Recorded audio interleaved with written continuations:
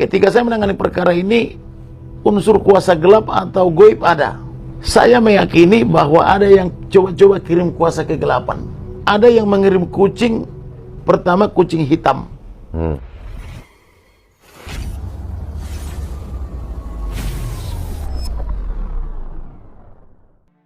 Shalom sahabat KP yang diberkati Tuhan. Siapa yang tidak mengenal Bapak Kamarudin Simanjuntak, seorang pengacara handal berdarah Batak yang lurus dan berani membela kebenaran. Pada saat beliau membela kasus pembunuhan terhadap Brigadir Yosua, banyak kejadian-kejadian mistis atau gaib yang Bapak Kamarudin Simanjuntak alami beserta kawan-kawan. Seperti apa cerita lengkapnya? Mari kita dengarkan dulu. Semoga memberkati. Tetapi yang mau saya katakan satu lagi, bahwa perkara ini ada unsur natural dan supranatural. Yang tidak pernah kita kasih tahu. Gimana, Bang? Bahwa ketika saya menangani perkara ini, unsur kuasa gelap atau goib ada. Gimana tuh, Bang? Begitu saya tangani perkara ini, ada yang mengirim kucing ke kantor saya tapi tidak bisa masuk, hanya ada di atas mobil.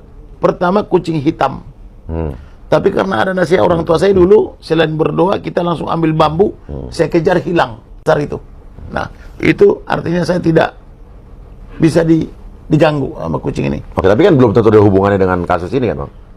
Di hari yang sama ada WA ke saya disuruh berdoa. Apa itu novena? Saya buka di Google, apa sih doa novena? Ternyata itu doa orang Katolik, doa rosario. Cuman saya nggak sasiman rosario, jadi karena ada ribuan WA terus masuk, saya nggak bisa lagi mengetahui siapa pengirimnya. Maka sempat juga saya sedikit negatif, jangan-jangan dia yang kirim nih, suruh saya berdoa novena, hati-hati dikirim apa namanya itu goib, katanya kan gitu, kuasa gelap. Apakah dengan orangnya tahu, dengan dia kan gitu, kita nggak tahu. Nah, kemudian nggak lama teman saya tepar Johnson Panjaitan, hampir 3 bulan. Makanya dulu awal-awal dia gencar tampil di apa itu TV. Di media, tiba-tiba dia tepar 3 bulan, masuk rumah sakit. Kemudian ada lagi teman saya mengalami hal yang aneh, Martin. 1 jam dia di hotel ditakut-takuti, mejanya terangkat-terangkat sejam. Masa, Bang? Iya. Itu di hotel bintang 5 Di Jakarta? Di daerah. Nah, kemudian rekan saya Johannes digebukin di kamar oleh orang yang tidak kelihatan. Saya sebut orang, sebenarnya bukan orang. Kalau saya duga saya kucing. Karena ada 3 bareta, nanti saya tunjuk nanti gambarnya. Ada 3 cakaran begini sampai sobek, darahnya tumpah di ubin. Tetapi hotel tertutup, terkunci. Nah, akhirnya hampir 2 bulan dia tidak masuk kantor. Kemudian teman saya yang satu lagi tuh kakinya patah. Kenapa, Bang? Bukan jatuh dari motor kan? Jatuh lagi jalan di rumah. Dr. Nelson dan lain-lain. Artinya saya meyakini bahwa ada yang coba-coba kirim kuasa kegelapan.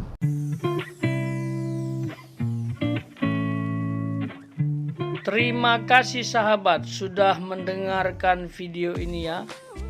Ikuti terus sampai selesai supaya mendapatkan berkat yang lebih lengkap.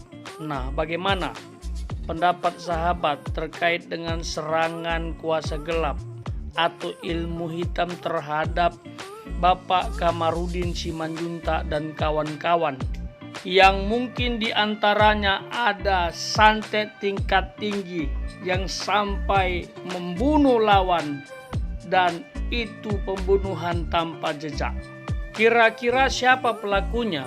Apakah mungkin ini suruhan Bapak Ferdi Sambo atau pihak lain yang tentunya memiliki kaitan dengan kasus ini? Hanya Tuhan yang tahu. Nah, fakta penting yang perlu kita pahami adalah saat Bapak Kamarudin Simanjuntak diserang kuasa gelap atau gaib, beliau tidak tertembus atau tidak mengalami hal yang sangat serius sebagai dampak dari serangan iblis atau ilmu hitam. Mengapa? Jawabannya adalah karena Bapak Kamarudin Simanjuntak adalah milik Kristus. Beliau sangat setia kepada Tuhan dan mengandalkan Tuhan, orang beriman. Saya percaya ada Roh Kudus yang memimpin diri Bapak Kamarudin Simanjuntak, sehingga kekuatan gaib apapun tidak dapat menembus beliau, dan beliau tidak melakukan dosa yang mengikat seperti yang disampaikan oleh Evangelis Dautoni. Jikalau kita mau terhindar dari serangan iblis atau kuasa gelap, jangan lakukan dosa mengikat. Apa saja yang terkategori dosa mengikat? Dosa mengikat adalah penyembahan berhala, perzinahan, dan kejahatan lainnya yang merusak tubuh, kekudusan tubuh kita sebagai bait Roh Kudus. Dan lain dari itu, Bapak Kamarudin Simanjuntak adalah orang yang sangat murah hati. Beliau suka menolong orang, terlihat dari apa yang sering dilakukannya melalui podcast di beberapa tempat. Dan pada saat beliau membela kasus pembunuhan yang menimpa Brigadir Yosua, beliau mengatakan tidak mendapatkan bayaran. Justru beliau keluar dana untuk mengusut tuntas kasus ini.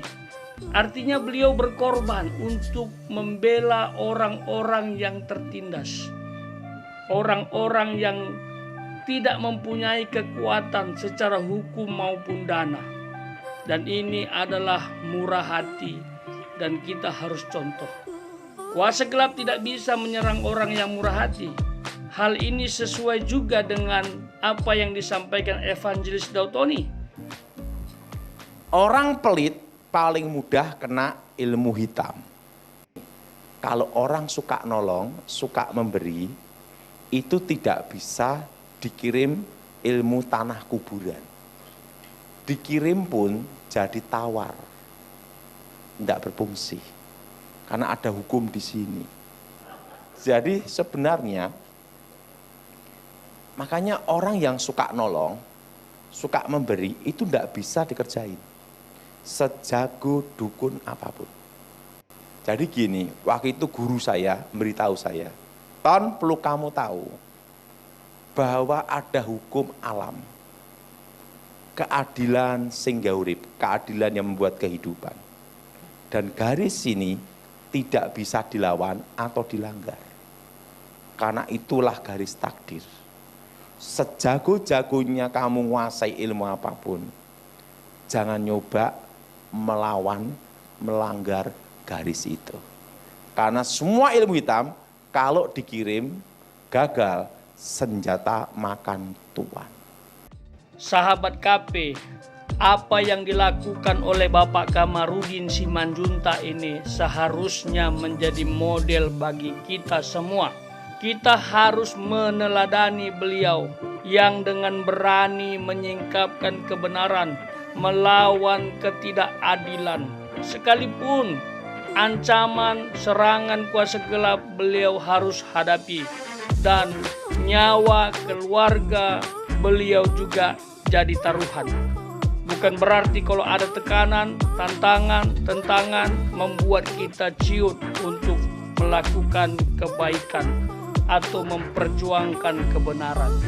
Ingat, selama kita di pihak Tuhan, ada Tuhan yang pimpin hidup kita, ada Roh Kudus yang bertahta, dan kita tidak melakukan dosa yang mengikat seperti penyembahan berhala, berzina, mencemari tubuh sebagai bait Allah, dan murah hati. Percayalah, kita tidak akan tertembus oleh kuasa gelap, karena iblis takluk hanya kepada Tuhan saja.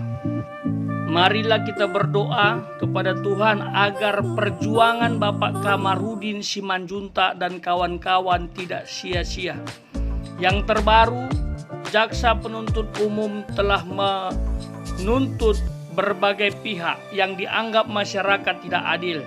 Misalnya, Richard Eliezer dituntut 12 tahun, padahal beliau bukan otak dari pembunuhan ini.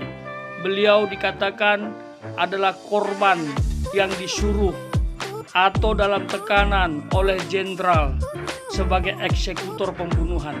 Lalu Ferdi Sambo terkena seumur hidup, Putri 8 tahun, Ricky 8 tahun, dan Kuat 8 tahun.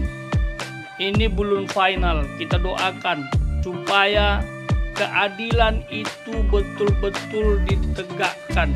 Dan kita doakan Bapak Majelis Hakim yang terhormat dipimpin Tuhan, diberikan hikmat untuk mengambil keputusan terhadap kasus ini.